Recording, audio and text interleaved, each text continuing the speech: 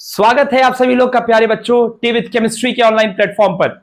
आज मैं लेके आ चुका हूं थर्मोडायनेमिक्स का एक और नया लेक्चर और आज हम लोग बात करने वाले हैं वर्क की। आज हम लोग बात करने वाले हैं हीट की। आज हम लोग बात करेंगे कैसे किसी सिस्टम पे वर्क हो रहा है या कैसे कोई सिस्टम काम कर रहा है, कैसे हीट सिस्टम को छोड़ के जा रहा है या कैसे हीट सिस्टम में आ रहा है। इन पूरी चीजों के बारे में आज हम लोग बात करने वाले हैं। तो और लेक्चर को स्टार्ट करते हैं। सबसे पहले मैं बात करता हूं वर्क। तो अगर मैं वर्क की बात करूं तो सबसे पहले सिंपल लैंग्वेज वर्क आपको समझा देता हूं कि वर्क भाई होता क्या है। तो लेट्स से ये हमारा सिस्टम है। अब सिस्टम में एनर्जी अगर बढ़ने लगे, सिस्टम में एनर्जी अगर बढ़ने लगे सराउंडिंग की वजह से, यानी सराउंडिंग से सिस्टम में एनर्जी का ट्रांसफर हो या फिर सिस्टम से बाहर सराउंडिंग में एनर्जी डेसिपेट होने लग जाए, तो ये जो फिनोमिना है यही वर्क डन है। ये जो फिनोमिना है यही वर्क डन है। आए बात समझ में? यानी या तो सिस्टम के अंदर एनर्जी बढ़ने लगे या तो सिस्टम की एनर्जी सराउंडिंग में जाने लगे और सिस्टम की एनर्जी घटने लग जाए। इसी फिनोमिना को हम लोग कहते हैं work. This phenomena is known as work. तो क्या आपको वर्क समझ में आ गया कि वर्क बेसिकली जनरल टर्म से होता क्या है? आओ इसकी डेफिनेशन की बात कर लेते हैं। Thermodynamics work is defined as any energy transfer that is not heat, जो heat नहीं है, बात देखना, not heat, and is associated with a force acting over a distance, यानी फोर्स और डिस्टेंस पे डिपेंडेंट है बाबू। इसका मतलब होता है फोर्स और डिस्टेंस पे डिपेंडेंट है। कैसे डिपेंडेंट है वही बताता हूं। क्लासिकल एग्जांपल इसका है बाबू एक्सपेंशन या कंप्रेशन ऑफ गैस। जैसे कि आप पिचकारी जानते होगे, पिचकारी के जो ऊपर लगा होता है पिस्टन, उसको आप प्रेस करोगे, अगर आगे जो जैसे मान लो ये पिचकारी आगे छेद होता है, इस छेद को बंद कर लो और ऊपर पिस्टन होता है, पिस्टन को तुम प्रेस करोगे तो अंदर जो गैस है वो कंप्रेस होगा। वो गैस क्या होगा? कंप्रेस होगा। और अगर इसको खींचोगे, आगे से मैंने लिड बंद किया हुआ, खींचोगे तो गैस क्या होगा? एक्सपेंड होगा। That is the expansion and compression of a gas. समझ गए बच्चों? मेरी बात समझ गए? आओ तो अब अगर मैं आपको एक एग्जांपल से समझाऊं, तो अगर मुझे वर्क समझाना है, तो मैं क्या करता हूं, मैं एक स्प्रिंग लेता हूं माउंटेड टू अ वॉल। तो ये एक स्प्रिंग है जो कि वॉल से माउंटेड है। ठीक है दोस्त। अब इस स्ट्रिंग को हमने स्ट्रेच किया। अब जब हम इस स्ट्रिंग को स्ट्रेच करेंगे, इस स्प्रिंग को स्ट्रेच करेंगे, तो स्ट्रेच के बाद इसका मतलब इसका पोजीशन कैसे चेंज हो जाएगा? देखिए स्ट्रेच होने के बाद ये स्ट्रिंग आपकी कुछ ऐसे हो जाएगी, ये स्ट्रिंग आपकी कुछ ऐसे हो जाएगी। देखिए प्रीवियस जो इसका पोजीशन था वो यहां पर था दोस्त, और स्ट्रेचिंग के बाद जो पोजीशन है वो यहां आ गया है दोस्त। यानी इसने, स्प्रिंग ने dx डिस्टेंस जो है वो ट्रेवल कर लिया। ठीक। रिस्टोरिंग फोर्स किधर लग रहा है? ये स्प्रिंग को ये वॉल क्या कर रहा है? अपनी तरफ खींच रहा है। यानी फोर्स तो इस तरफ लग रहा है। फोर्स क्या? स्प्रिंग, ये वॉल जो है स्प्रिंग को अपनी तरफ खींची, यानी फोर्स इस तरफ लग रहा है। पर डिस्प्लेसमेंट किस तरफ हुआ है? डिस्प्लेसमेंट तो हमारा इस तरफ हुआ है। डिस्प्लेसमेंट हमारा इस तरफ हुआ है। तो अगर हम वर्क की बात करें तो वर्क हम सब लोग जानते हैं कि work is equal to force into distance into cos theta. अगर हम फोर्स और डिस्प्लेसमेंट के बीच की एंगल को देखेंगे तो दिस इज 180 डिग्री। यहां पर जो एंगल है फोर्स और डिस्प्लेसमेंट के बीच का, फोर्स इधर लग रहा है, डिस्प्लेसमेंट उधर लग रहा है, यानी यहां पर जो कॉस थीटा है तो थीटा है दैट इज 180 डिग्री। तो यहां से अगर हम वर्क डन की वैल्यू निकालते हैं that is going to be F, और बहुत ही छोटा डिस्टेंस है तो dx and cos theta is cos 180 degree, and cos 180 degree जो होता है बच्चों दैट इज -1, यानी यहां से जो वर्क डन निकल के आता है दैट इज -f dx। कोई दिक्कत नहीं ना है? ये तो आपने स्प्रिंग के केस में समझ लिया कि work done is equal to F dx। F क्या है? फोर्स है। dx क्या है? डिस्टेंस है। तो देखिए फोर्स और डिस्टेंस, ये बात आपको क्लियर हो गई? ठीक। इसको नोट कीजिए फिर मैं आगे बताता हूं। फोर्स और डिस्टेंस वाली बात आपको क्लियर होगी। अब देखिए कभी भी जब आप वर्क डन निकालते हैं ना, तो ये बात ध्यान दीजिएगा, जो वर्क होता है ये बेसिकली दो फैक्टर्स पर डिपेंड कर रहा होता है। इस बात को बड़ा ही ध्यान से समझिएगा। वर्क होता है बाबू ये दो फैक्टर पर डिपेंड कर रहा होता है। The first one is the intensity factor. पहला क्या है? इंटेंसिटी फैक्टर है। एंड द सेकंड इज जो दूसरा है that is a capacity factor. पहला इंटेंसिटी फैक्टर होता है एंड दूसरा जो होता है दैट इज कैपेसिटी फैक्टर। तो अगर इस केस में हम बात करें तो इस केस में जो फोर्स है, force is our intensity factor. मैं इंटेंसिटी फैक्टर को IF से लिख रहा हूं और वही जो dx है ये हमारा क्या है, this is the capacity factor. ठीक है, तो वर्क डन सिर्फ यही थोड़ी होगा। वर्क डन की अगर हम बात करें तो हम बात कर सकते हैं दूसरा ग्रेविटेशनल वर्क की। ग्रेविटेशनल वर्क की बात कर सकते हैं। ग्रेविटेशनल वर्क क्या होता है बच्चा, एक ऑब्जेक्ट लो, उसको धरती से मतलब सरफेस से उठा के किसी एक हाइट पे पहुंचा दो, इस समय उस पर क्या फोर्स एक्ट कर रहा होगा। अगर कोई भी ऑब्जेक्ट, मान लो ये पेन है, इसको सरफेस से उठा के एक पर्टिकुलर हाइट पर हमने पहुंचा दिया है, अब इनके बीच में डिस्टेंस है h और वेट, और इससे फोर्स क्या लग रहा है, due to gravity. Due to gravity यानी ग्रेविटेशनल फोर्स इस पे लग रहा होगा। तो अगर हम ग्रेविटेशनल वर्क की बात करें तो ये बराबर हो जाएगा आपका mg इंटू एच के। यहां पर mg क्या है दोस्त, mg इज आपका intensity factor, this is your intensity factor, whereas height is the capacity factor. बात समझ में आ गया। ऐसे ही अगर आप बात करो इलेक्ट्रिकल वर्क की, ठीक है, इलेक्ट्रिकल वर्क की भी तो बात हो सकती है। इलेक्ट्रिकल वर्क की बात कर ले तो इलेक्ट्रिकल वर्क क्या होगा, इलेक्ट्रिकल वर्क बच्चों आपका बराबर होगा charge into potential. Charge into potential, ये आपका इलेक्ट्रिकल वर्क की वैल्यू हो जाएगी, कोई दिक्कत नहीं है। इसी तरीके से अब अगर हम बात करें अपने सिस्टम की, अगर हम अपने सिस्टम की बात करें तो हम यहां पर पता करने वाले हैं मैकेनिकल वर्क के बारे में मित्र, मैकेनिकल वर्क के बारे में। और यही हमारा मेजर टॉपिक है थर्मोडायनेमिक्स जो हम पढ़ते हैं। लेट से बाबू दिस इज अ सिस्टम, ठीक है, ये एक सिस्टम है और इस पे हम लगाते हैं एक पिस्टन। इस पे हम क्या लगाते हैं, एक पिस्टन, और ये हमारे एक पिस्टन है जो कि फ्रिक्शनलेस है और मासलेस है। This piston is frictionless and massless. आप क्या करते हैं, ऊपर से इसको प्रेस करते हैं, ठीक है। ऊपर से जब हम इसे प्रेस करेंगे दोस्त तो क्या होगा, इसका हो जाएगा डिस्प्लेसमेंट। तो ये जो पिस्टन यहां दिख रहा है, इस पिस्टन का मैं कराता हूं डिस्प्लेसमेंट। तो ये पिस्टन अब जो है, ओहो, अब जो ये पिस्टन है ये लेट से यहां आ चुका है, दिख रहा है आपको, ये आ चुका है यहां पर। अब क्या हुआ है, इनके बीच का डिस्प्लेसमेंट हुआ है, और डिस्प्लेसमेंट कितना है, दिस डिस्प्लेसमेंट इज dx। यहां से क्या लगा हुआ है दोस्त, यहां से प्रेशर लगा हुआ है, दिस इज P एक्सटर्नल। कोई दिक्कत इसमें। तो जब हम मैकेनिकल वर्क की बात करते हैं तो mechanical work is given by external pressure into change in volume. और चेंज इन वॉल्यूम क्या होगा, V2 माइनस V1। सिंस यहां पर कंप्रेशन हो रहा है, ठीक है, प्रेशर देखो, प्रेशर नीचे की तरफ लग रहा है और कंप्रेशन हो रहा है। कंप्रेशन होने का मतलब यह है कि फाइनल वॉल्यूम तो कम हो जाएगा और इनिशियल वॉल्यूम ज्यादा हो जाएगा। फाइनल वॉल्यूम कम हो जाएगा और इनिशियल वॉल्यूम ज्यादा रहने वाला है, यानी ये क्वांटिटी जो वो नेगेटिव आने वाली है। This is the change in volume and this is going to be negative, यानी P एक्सटर्नल, यानी हम इस इक्वेशन को ऐसा लिख सकते हैं कि बच्चों ये P external into delta V है, और डेल्टा V के आगे यहां लगा दो माइनस, क्योंकि क्या हो रहा है, वॉल्यूम जो वो डिक्रीज हो रहा है। तो this is our mechanical work. ये क्या हमारा मैकेनिकल वर्क है। क्या ये बात समझ में आई, इसको नोट कर लीजिए।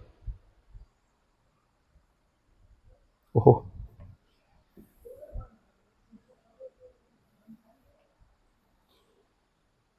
क्लियर है मित्र। आओ आओ अब इसकी और बात करते हैं।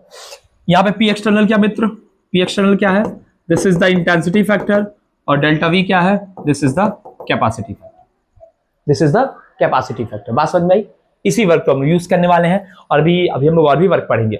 ये तो खैर आपका जनरल टर्म हो गया वर्क को, मैकेनिकल वर्क को समझाने के लिए। अभी हम इरिवर्सिबल के लिए पढ़ेंगे, ठीक है, अभी हम रिवर्सिबल के लिए पढ़ेंगे, तो इरिवर्सिबल के लिए आप इसको यूज करेंगे इस वर्क को। आइसोथर्मल है, एडियाबैटिक है, बहुत सारे हैं, सब चैप्टर में आगे धीरे धीरे पढ़ते चलेंगे। आओ अब कुछ की पॉइंटर्स की बात कर लो बेटे, कुछ की पॉइंटर की बात कर ले। सबसे पहले ये बता दे, वर्क जो है वो इंटेंसिव प्रॉपर्टी है, एक्सटेंसिव प्रॉपर्टी है। सबसे पहला सवाल है मेरा, वर्क क्या है, इंटेंसिव प्रॉपर्टी है या एक्सटेंसिव प्रॉपर्टी है। तो बच्चा ध्यान से सुन ले, वर्क तेरा क्या है, वर्क है तेरा, work is extensive property. Work कैसा प्रॉपर्टी होती है, एक्सटेंसिव प्रॉपर्टी है। वर्क क्या है, एक्सटेंसिव प्रॉपर्टी है। ये बताओ स्टेट फंक्शन है कि पाथ फंक्शन है, जल्दी बता दे। वर्क तुम्हारा स्टेट फंक्शन है या पाथ फंक्शन है, बताओ। हेलो, नहीं अभी कॉल कर रहा हूं मैं, ठीक, ओके, सॉरी बच्चे। हाँ, तो वर्क क्या है, work is an extensive property. अब ध्यान से मेरी बात सुन, अगर हम एक्सटेंसिव प्रॉपर्टी की बात करें, मतलब वर्क जो है ये मास पे डिपेंड कर रहा है। ये किस पे डिपेंड कर रहा है, ये मास पे डिपेंड कर रहा है, सिस्टम के मास पे डिपेंड कर रहा है। मास पे क्यों डिपेंड कर रहा है बेटा, क्योंकि यहां पर वॉल्यूम है, वॉल्यूम है, तो मास पे डिपेंड करना एकदम लाजमी है। अगली बात जो मैं तुम्हें बताने वाला हूं that is going to be कि वर्क डन, हाँ टर्म लिखो, work done on the system. क्या है? Work done on the system, और दूसरा है work done by the system. ठीक है, अगर सिस्टम पे वर्क होगा, अगर सिस्टम पे वर्क होगा मतलब एनर्जी सिस्टम के अंदर जाएगी, तो इस केस में work done on the system is positive. लेकिन जब work done by the system होगा, जैसे मैं एक सिस्टम और मैं कोई काम कर रहा हूं, तो मेरी एनर्जी तो ड्रेन आउट हो रही है ना बच्चे, मेरी एनर्जी तो ड्रेन आउट हो रही है, यानी work done by the system ये तो बेटा नेगेटिव हो जाता है। यानी सिस्टम से अगर वर्क बाहर हो रहा है, एनर्जी बाहर हो रही है, तो इसकी एनर्जी तो कम हो रही है ना। तो work done by the system is negative and work done on the system is positive. यानी सिस्टम पे अगर काम हो रहा है तो वो पॉजिटिव है, और सिस्टम अगर काम कर रहा है, सिस्टम अगर काम कर रहा है तो वो उसकी वैल्यू नेगेटिव होती है। क्या ये बात समझ में आ गई? यहां तक कोई दिक्कत नहीं है? ठीक, इसको नोट कर लीजिए।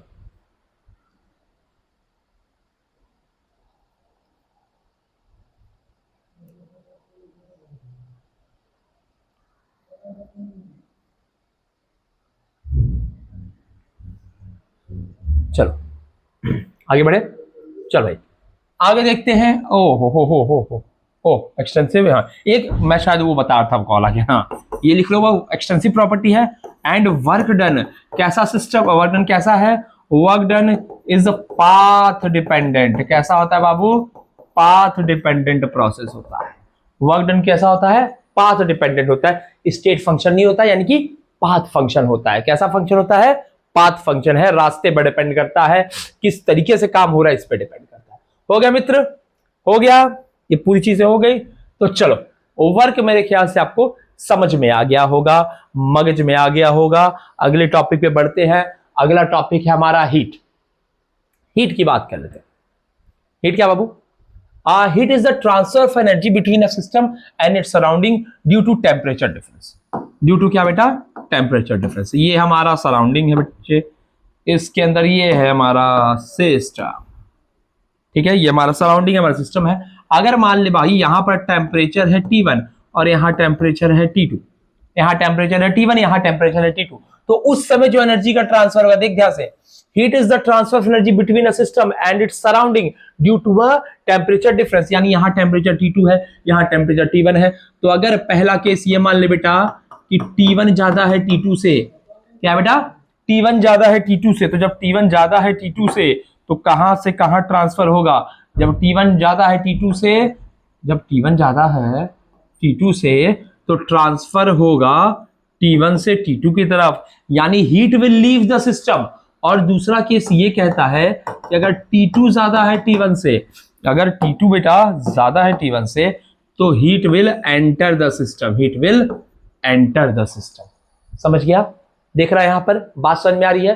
हीट कब बाहर निकली, कब अंदर जा रही है, ये बेसिकली डिपेंड करेगा इनके टेम्परेचर डिफरेंस में। और इसी को हम लोग क्या कहते हैं? हीट कहते हैं। इसी को हम लोग क्या कहते हैं? हीट कहते हैं। समझ गया? क्या ये बात मेरी समझ में आ गई? ठीक है, चलो अब इसकी बात कर लें। इसके हीट है, हीट की एसआई यूनिट की बात कर लें। एसआई यूनिट हीट की क्या है? एसआई यूनिट बेटे इसकी जूल है। एसआई यूनिट क्या है बाबू? एसआई यूनिट क्या मुन्ना? एसआई यूनिट क्या इसकी? जूल है। चलो नोट कर लो इसको।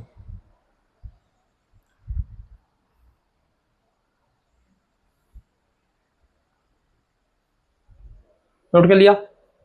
चलो, तो यहां से तुम्हें क्या सीख मिली? तुम्हें सीख ये मिला बेटा कि हीट जो फ्लो करता है, heat flows from high temperature to low temperature.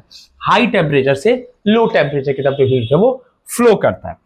अगली बात, अगर इस हीट को तुम्हें पता लगाना है तो ये हीट की जो वैल्यू है बाबू, हीट की वैल्यू होती है ये mc dt के बराबर होती है। mc dt के बराबर होती है। यहाँ पर c क्या है? c तुम्हारा स्पेसिफिक हीट है जिसको हम आगे पढ़ने वाले हैं। स्पेसिफिक हीट है जो हम आगे पढ़ने वाले। डेल्टा टी क्या है? टेम्परेचर का चेंज है जो मिलने वाला है। Q क्या है? That is the heat, heat change, जो हमारा हीट चेंज हो रहा है या हीट ट्रांसफर हो रहा है। तो इस इक्वेशन का यूज कर बच्चा तुम जो है निकाल सकते हो कितने हीट का चेंज हुआ या फिर अगर तुम्हें हीट की वैल्यू पता करनी है तो। अब देख लो भैया, अगर सिस्टम, अगर देखो भाई, अगर जो है डेल्टा क्यू की वैल्यू अगर पॉजिटिव है, डेल्टा क्यू की वैल्यू अगर पॉजिटिव है, इसका मतलब क्या है, रिएक्शन एंडोथर्मिक हुआ है, यानी कि एंडोथर्मिक चीजें हुई हैं, मतलब बाहर से टेम्परेचर अंदर को गया है सिस्टम में, सराउंडिंग से सिस्टम में टेम्परेचर गया है, इस हीट गया है, इसका मतलब एंडोथर्मिक है। और अगर डेल्टा क्यू बेटे तुम्हारा नेगेटिव हो जाएगा, इसका मतलब प्रोसेस कैसा रहा है, एक्सोथर्मिक रहा, यानी सिस्टम ने ऑमिट कर दिया है हीट को, सिस्टम ने क्या किया, हीट को ऑमिट कर दिया है। क्या मेरी बात समझ में आ गई है? आ गई है तो इसको नोट कर लिया जाए।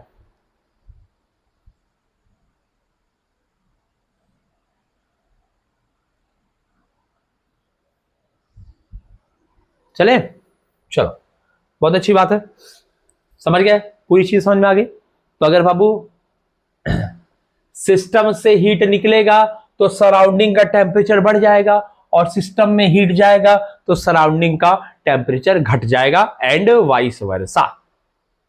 चल, बहुत अच्छी बात है भाई। यूनिट की बात कर लेते हैं, यूनिट की बात कर लेते हैं। इस यूनिट के हिस्से को थोड़ा ध्यान से समझ के लिखें। एसआई यूनिट क्या बाबू, एसआई यूनिट तो हमारा जूल है। अब ध्यान से देखो, हर बार जूल में हमें चीजें मिलती नहीं है, तो अगर हम पहले वर्क डन की बात करें तो वर्क डन, पहले देखो, पहले एक ट्रिक याद करो बाबू, जूल और कैलोरी में बड़ा कन्वर्जन आता है। तो पहला एक कन्वर्जन याद करो, कन्वर्जन अगर हम देख ले थोड़ा सा, मैं 2-3 कन्वर्जन यहां लिखवा दे रहा हूं। पहला कन्वर्जन बेटे, अगर जूल ले छोड़ो, पहला है कि एक कैलोरी से तुम्हें अगर कन्वर्ट करना है जूल में, तो याद रखना इसको, इसको मैं ऐसे याद करता हूं, एक कटोरी में 4 जामुन, ठीक है, तो तुम ऐसे याद कर सकते हो, एक कटोरी में 4 जामुन, तो ऐसे लिख लो भैया इसको, एक कटोरे में 4 जामुन, ठीक है, इसको रैंडम याद रखना, मतलब 4 जामुन एग्जैक्ट वर्ड नहीं है, मतलब एग्जैक्ट वैल्यू नहीं है, एग्जैक्ट वैल्यू थी 1 कैलोरी बराबर 4.18 जूल। एक कैलोरी जो आपकी है वो 4.18 जूल होती है। कई बार जो आपको यूनिट मिलती है, कई बार जो आपको वर्क डन मिलता है, वो आपको मिलता है लीटर एटीएम में। आपको किससे मिलता है मित्र, लीटर एटीएम में। तो 1 लीटर एटीएम जो होता है, ये बराबर होता है बाबू 101.3 जूल के। ये किसके बराबर होता है, 101.3 जूल के। तो ये दोनों कन्वर्जन जो है, ये आप लोग को जरूर से याद रखना है, क्योंकि बहुत ही इंपॉर्टेंट कन्वर्जन है। यूजुअली ये कन्वर्जन तो बहुत बार पूछा जाता है, ठीक, तो इसको अब आप लोग नोट कर लीजिए।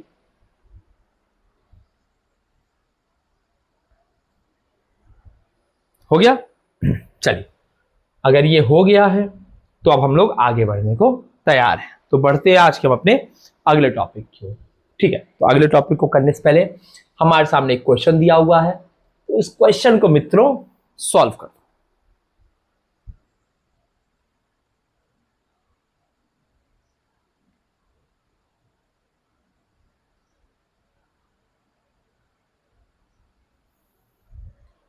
हो गया, आइए तो इस क्वेश्चन को सॉल्व करने की कोशिश करते हैं।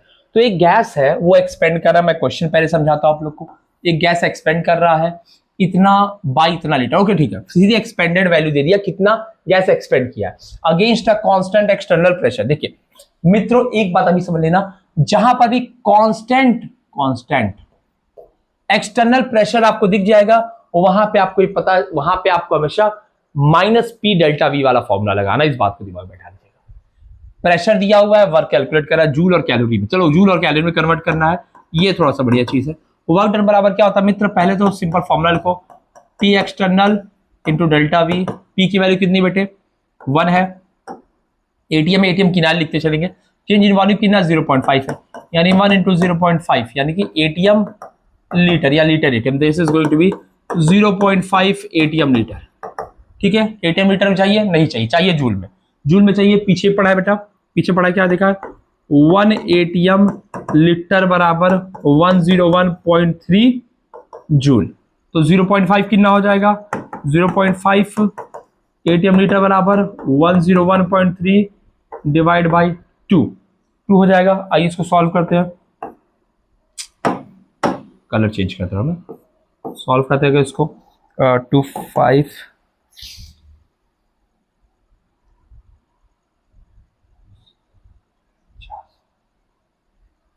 Is going to be 51 50 okay यहाँ पर होगा 50 point of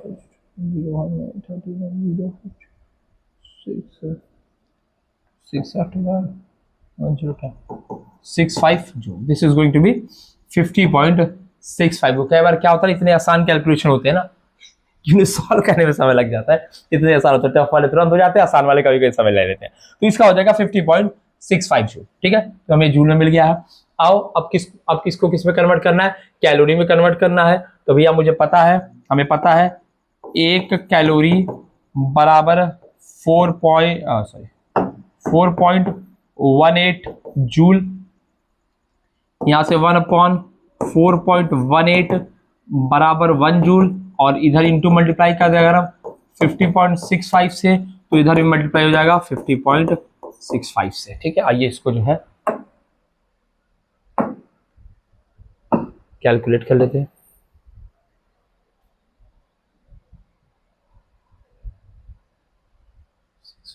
this is going to be 50.65 divide by 4.18, this is going to be 12.11। तो यहाँ पर आ रहा है आंसर क्या हो, 12.11 कैलोरी। ठीक है, तो ये हमारे पास दो आंसर्स रहे। The first one is here, पहला आंसर यहाँ दिया हुआ है जूल में, और दूसरा आंसर यहाँ दिया हुआ है कैलोरी में। ठीक है, नोट करा बच्चे लोग, नोट कर लो इसको बच्चा।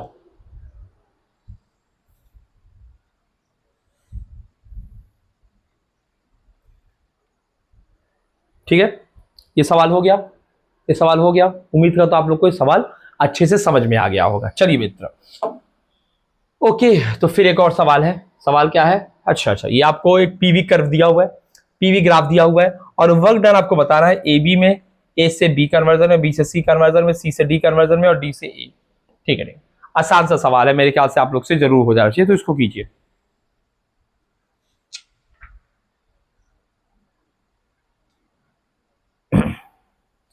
हो गया, आओ आओ आओ, इस सवाल को मजे से करते हैं। तो हमें कोई वैल्यू नहीं दी हुई है, इसका मतलब हमें वैल्यू तो नहीं कैलकुलेट करना होगा, तो हमें सिंपली देखना होगा। आओ आओ पहले प्रोसेस देखते हैं। देख भाई, वॉल्यूम इधर बढ़ रहा है, वॉल्यूम मित्र इधर बढ़ रहा है, वॉल्यूम इधर बढ़ रहा है, प्रेशर इधर बढ़ रहा है। पहले केस में हम ए से बी की तरफ जा रहे हैं, ए से बी की तरफ। तो ध्यान से देखो, इस वाई एक्सिस के परपेंडिकुलर है ये, इस वाई एक्सिस के परपेंडिकुलर है, मतलब ये कांस्टेंट है। अब ये कांस्टेंट मतलब प्रेशर कांस्टेंट है और वॉल्यूम तुम्हारा बढ़ रहा है। तो पहले केस में भैया प्रेशर कांस्टेंट है। ए बी की केस की बात कर लें, ए बी केस में प्रेशर कांस्टेंट है, मतलब आइसोबैरिक एक्सपेंशन है, आइसोबैरिक एक्सपेंशन है। और जब आइसोबैरिक एक्सपेंशन होता है तो work done is minus P delta we, यानी यहां पे वर्क डन क्या आएगा, माइनस पी डेल्टा वी। क्या आने वाला मित्र, माइनस पी डेल्टा वी।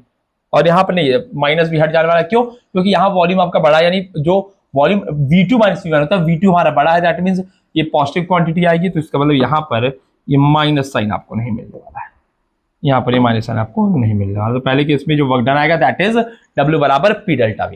ठीक है, क्यों, क्योंकि ये एक्सपेंशन है। BC की बात कर लेते हैं।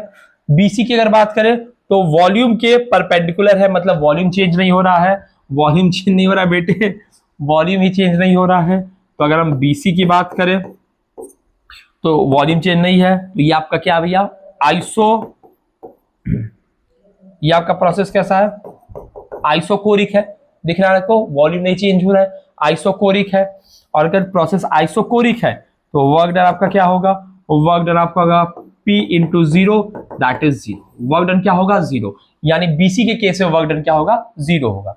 इस केस में देखो, ये भी आपका क्या है, ये भी आपका आइसो है, isobaric compression. Now this phase BC is isobaric compression. ये आपका क्या बेटे, ये आपका आइसोबैरिक कंप्रेशन है। और अगर आइसोबैरिक कंप्रेशन की अगर हम बात करेंगे तो यहां जो वर्क डन निकल के आएगा that is going to minus P delta V. यहां पर माइनस लगा रहेगा क्योंकि फाइनल वॉल्यूम कम होने वाला है और इनिशियल वॉल्यूम ज्यादा होने वाला है। ठीक है मित्र, डीए की बात कर लेते हैं। डीए की बात करते हैं बेटा, यहाँ पे डीए वापस से देख, डीए में देखो तुम्हारा वॉल्यूम जो है वो कांस्टेंट है, यानी वापस से वॉल्यूम कांस्टेंट है, वापस से, यानी ये भी प्रोसेस तुम्हारा क्या है, आइसो कोरिक है, कैसा है, आइसोकोरिक है, तो यहां पर भी जो वर्क डन होगा दैट इज 0, क्योंकि वॉल्यूम हमारा चेंज नहीं हो रहा है। तो आई होप ये जो क्वेश्चन था काफी शानदार था और तुम लोग से अब तो हो ही जाएगा। छापो।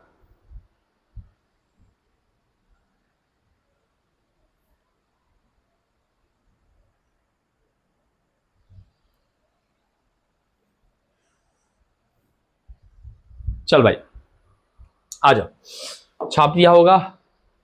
ओके ओके, ये भी एक ग्राफ का सवाल है, अच्छा सवाल है, करो।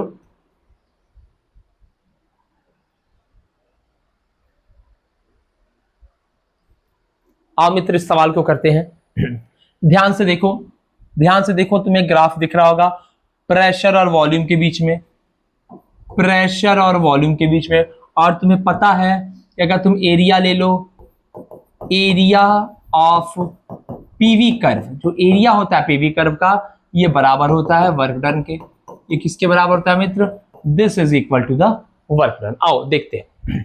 तो अगर हम बात करें इसकी, तो हमें यहां पर एक, इस पोर्शन में हमें मिल रहा है एक स्क्वायर, और इस पोर्शन में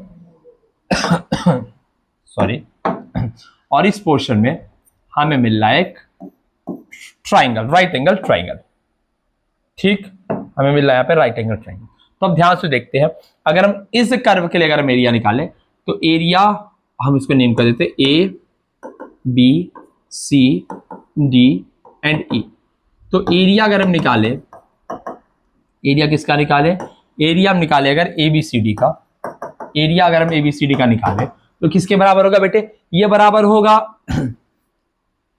ये बराबर होगा लेंथ इंटू ब्रेथ के। देखो लेंथ क्या है इसका, 2 से 8, 2 से 8 तक गया, यानी कि लेंथ इसकी 6 है, यानी 6, और यहां कहा गया हो बेटे 2 से 8 तक, यानी यहां भी क्या है 6। तो 6 इंटू 6 इज इक्वल टू 36। तो यहां पे, यहां से हमें क्या मिलने वाला है, एरिया इसका 36 मिलने वाला है। और वहीं अगर हम इसके एरिया की बात करें, एरिया DCE, एरिया अगर हम DCE की बात करें, now this is going to be half into base, base हमारे कितना है 8 से 12 यानी कि 4 है, 4 इंटू हाइट, हाइट इज हमारा 10 फ्रॉम 2 से 8 यानी कि हाइट है हमारा 6। तो 6 से बात करें, इसको काटते हैं तो दिस इज गोइंग टू 2, और ये हो जाएगा 2 6 12 यानी 12। तो यहां से आ रहा है 36 joule, this is 38 joule and this is 12 joule. तो अगर हम दोनों को ऐड करें तो जो हमारा वर्क डन होगा, work done under the area वो कितना होगा, दैट इज 36 प्लस 12 यानी कि 48 जूल। क्लियर है दोस्त, आंसर क्लियर है, आसान था सवाल, नोट करो।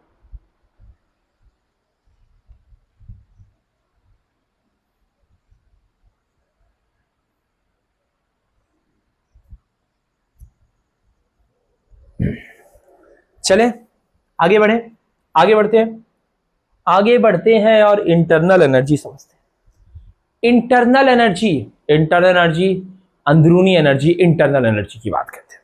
देख भाई, कहीं से भी कोई मैटर उठा ले, तू कोई मैटर उठा ले, कोई भी मैटर उठा ले, कहीं से भी दुनिया में जाओ, कहीं से मैटर उठा लो, अगर इसके पास मास है, अगर मैटर के पास मास, वैसे मैटर तो मास होगा ही होगा, ऑब्वियस सी बात है, पर मास है, अगर कहीं भी मास है तो उससे एसोसिएटेड एनर्जी हमेशा रहेगी।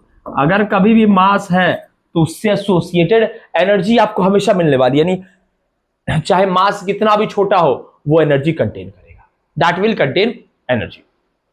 क्लियर है। अब बात करते हैं इंटरनल एनर्जी, होता क्या है एक सिस्टम का। तो अगर हम इंटरनल एनर्जी की बात करें तो इंटरनल एनर्जी बेसिकली वो एनर्जी जो सिस्टम पजेस कर रहा है, जो एक सिस्टम के पास है, जो एक सिस्टम के पास होगी ही होगी जब भी वो एब्सोल्यूट जीरो से ऊपर होगा। एब्सोल्यूट जीरो से ऊपर होने के बाद उस सिस्टम में जो जो एनर्जी है वो सारी एनर्जी कंट्रीब्यूट करती है, वो कंट्रीब्यूट करती है उसके इंटरनल एनर्जी में।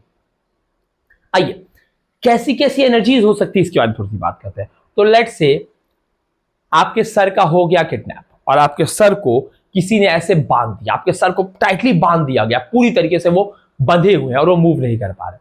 लेकिन अगर सर मूव नहीं कर पा रहे तो भी वो वाइब्रेट कर सकते हैं थोड़ा बहुत।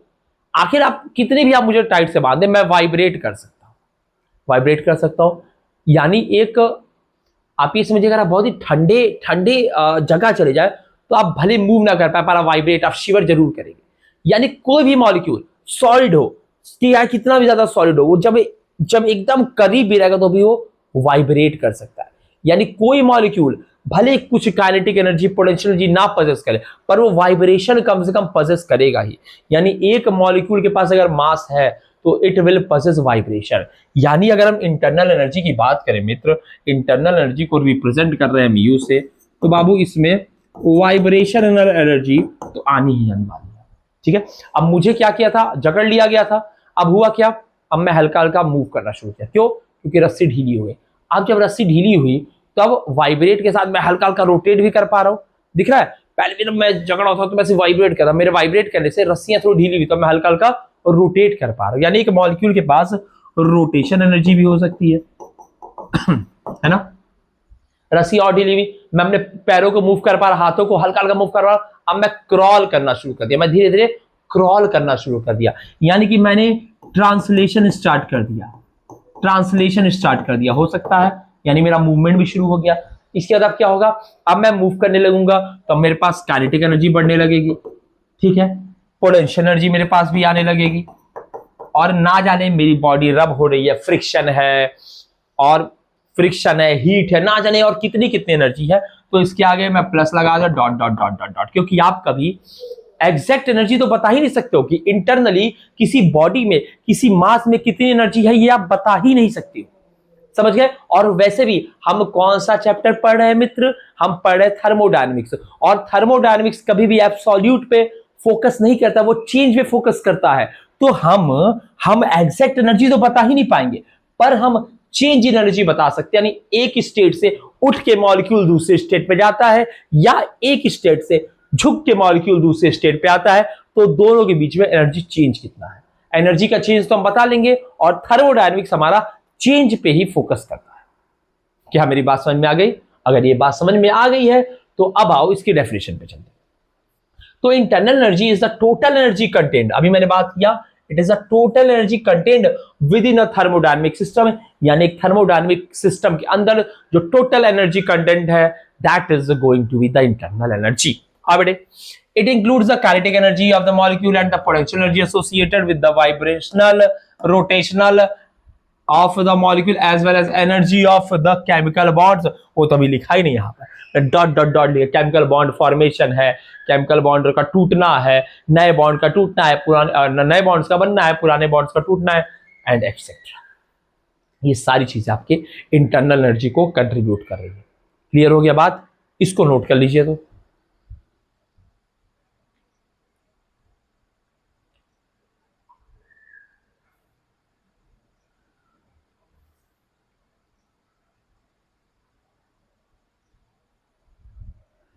ठीक है, हो गया ना।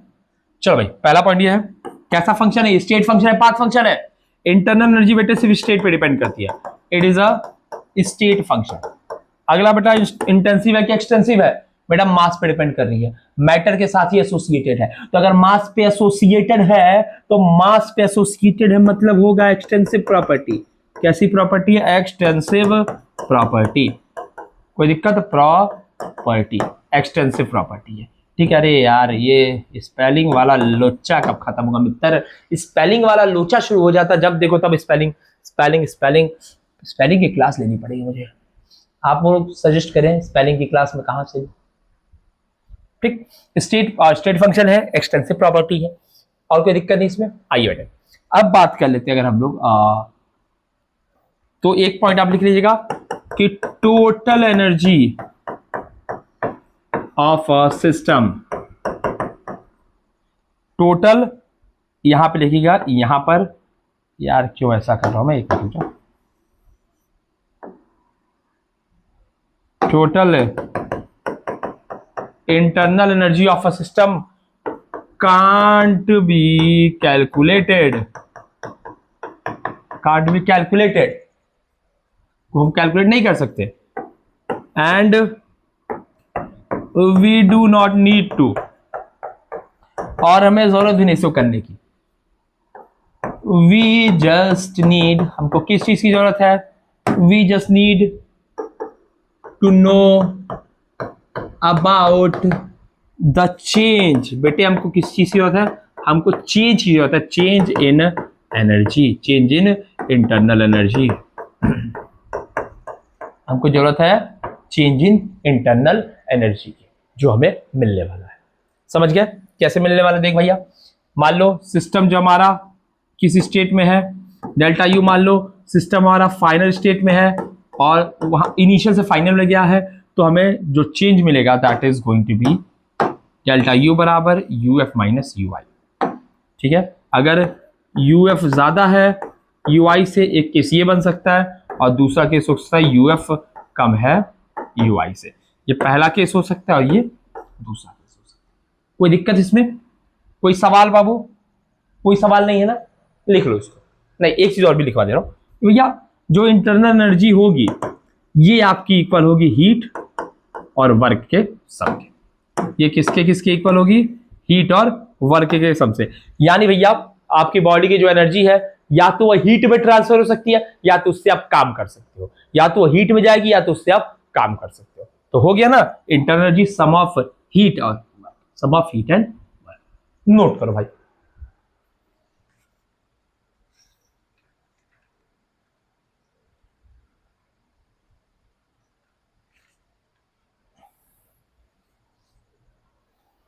ठीक, चलो लिख लिया तो बस आखिरी पॉइंट एक लिख लो कि बाबू अगर साइक्लिक प्रोसेस है, यानी अगर साइक्लिक प्रोसेस है, इन cyclic process change in internal energy क्या होती है? जीरो होती है। और इस पॉइंट को बेटे स्टार मार्क कर लेना, सीधे सीधे कई बार ये पूछा हुआ है तो सीधे पूछा है, सीधे आंसर दे दोगे, सीधे नंबर पा जाओगे। ठीक है, आई होप ये लेक्चर आपको काफी पसंद आया होगा और आपने इसको एंजॉय किया होगा। तो अगर आपने इसको एंजॉय किया है तो वीडियो को लाइक कर दो यार, चैनल को सब्सक्राइब कर लो और फटाक से जाओ तो पहले तुम इस पे प्ले स्टोर पे और एप्लीकेशन डाउनलोड करो। इन सबके पीडीएफ कहाँ से निकालोगे? सबके पीडीएफ चाहिए ना, एप्लीकेशन डाउनलोड करो प्ले स्टोर से और थोड़ा शेयर वेयर करो यार, मोटिवेशन बना रहता है। ठीक है, और पढ़ाने में मजा आता है। थैंक यू सो मच फिलहाल देखने के लिए। नंबर आने चाहिए, इस बात की गारंटी तुम मुझे दो। Thank you, thank you, thank you students, bye bye.